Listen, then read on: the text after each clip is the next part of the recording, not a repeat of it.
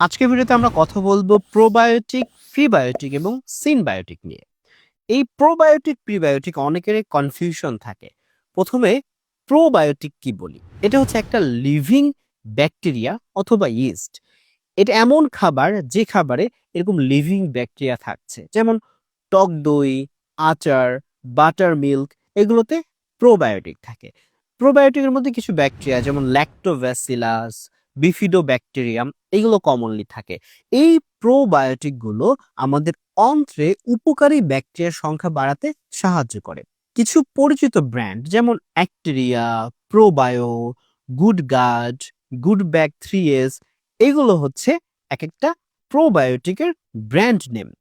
এখন বলি প্রিবায়োটিক নিয়ে। প্রিবায়োটিক হচ্ছে এমন ধরনের খাবার যে খাবারগুলো হচ্ছে অপাচ্য ফাইবার থাকে এর মধ্যে। এগুলো আমাদের অন্ত্রে উপকারী ব্যাকটেরিয়ার জন্য খাদ্য হিসেবে কাজ করে। যেমন রসুন, পেঁয়াজ, কলা, আপেল, বার্লি এগুলো উপকারী ব্যাকটেরিয়ার খাদ্য হিসেবে কাজ করে সেই ব্যাকটেরিয়ার সংখ্যা বাড়াতে সাহায্য করে।